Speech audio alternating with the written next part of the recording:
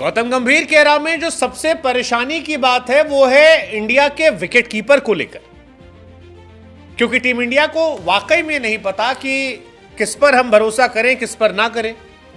मतलब गौतम गंभीर की हालत फिलहाल उस तरह से है कि हम करें तो करें क्या, बोले तो बोले क्या, क्योंकि टी20 क्रिकेट में उन्होंने ऋषभ पंत से शुरुआत करी, फ्लॉप हो गए। संजू सैमसन पे गए, वो फ्लॉप हो गए। वनडे में आए, राहुल से शुरुआत करी, वो फ्लॉप हो गए। फिर ऋषभ को लाए, फिर ऋषभ फ्लॉप हो गए। अब समस्या यह है कि 2 मैच ऋषभ पंत को मिला, 2 मैच केएल राहुल को मिला, 2 मैच संजू सैमसन को मिला, लेकिन सभी विकेट कीपर फ्लॉप रहे। गेंदबाजों में कम से कम आपको पता है कि भैया बुमराह आएगा तो छा जाएगा। बल्लेबाजों में आपको पता है कि रोहित चल रहा है, 1-2 आगे पीछे हो जाएगा। सूर्या भाऊ भी कह रहे हैं कि भैया जोर लगा रहा हूं मैं, बाकी फॉर्मेट में भी मुझे खेलना है। लेकिन क्वेश्चन यह है कि विकेट कीपर का होगा क्या, क्योंकि केएल राहुल पहले ओडीआई फॉर्मेट में परमानेंट माने जा रहे थे, लेकिन श्रीलंका की टर्निंग कंडीशन पे वो संभल नहीं पाए। ऋषभ पंत पूरा वर्ल्ड कप खेले लेकिन अपना इंपैक्ट नहीं छोड़ पाए और यहां भी सीरीज में छा नहीं पाए। संजू सैमसन जो इससे पहले इंपैक्ट छोड़कर आए थे वो भी टी20 सीरीज में फ्लॉप हो गए। और यहीं से सारा सवाल शुरू हो गया कि कौन अंदर कौन बाहर, क्योंकि ना चले राहुल, ना चले पंत, ना चले संजू, और इन तीनों के परफॉर्म ना करने की वजह से अब सवाल यह है कि अगली सीरीज में विकेट कीपर कौन होगा। हालांकि ऋषभ पंत शायद ऑटोमेटिक चॉइस हो, क्योंकि ऋषभ टेस्ट क्रिकेट में अच्छा खेलते हैं, लेकिन टेस्ट क्रिकेट का प्रदर्शन ऋषभ का शानदार रहा है।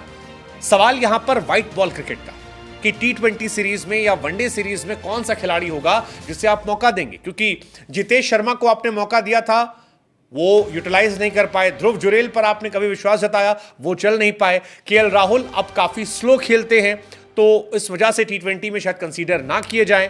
ऋषभ पंत तेज खेलते हैं लेकिन चलते नहीं हैं, क्योंकि वर्ल्ड कप से लेकर बाद में 2 मैचेस यहां पर वो नजर नहीं आया।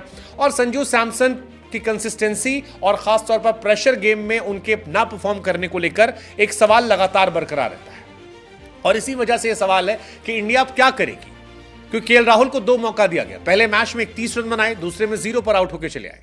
ऋषभ पंत को मौका मिला, 6 रन बनाए। उससे पहले टी20 में भी ना संजू ना ऋषभ चल पाए थे। टीम इंडिया के पास सबसे बड़ी समस्या यह है कि टीम इंडिया विकेट कीपर को लेकर परेशान है। एक जमाने में धोनी के रहते यह सवाल उठता नहीं था, लेकिन धोनी के जाने के बाद व्हाइट बॉल क्रिकेट में इंडिया के पास कोई विकेट कीपर नहीं आया। ऋषभ पंत कहने को इंडिया की फेवरेट चॉइस है, पहली चॉइस है, लेकिन ऋषभ पंत भी कंसिस्टेंट नहीं रहे हैं। ऋषभ पंत के टी20 के स्टार्ट्स बहुत ही साधारण खिलाड़ी के हैं। संजू सैमसन हर बार ऐसा होता, आते हैं आईपीएल में अच्छा खेलते हैं, लगता है कुछ जलवा जलाल करेंगे, लेकिन इसके बावजूद जब इंपॉर्टेंट मैचेस में लगता है कि उनको मौके दिए गए हैं और परफॉर्म करके टीम में जगह पक्की कर लेंगे, तब वो फ्लॉप हो जाते हैं।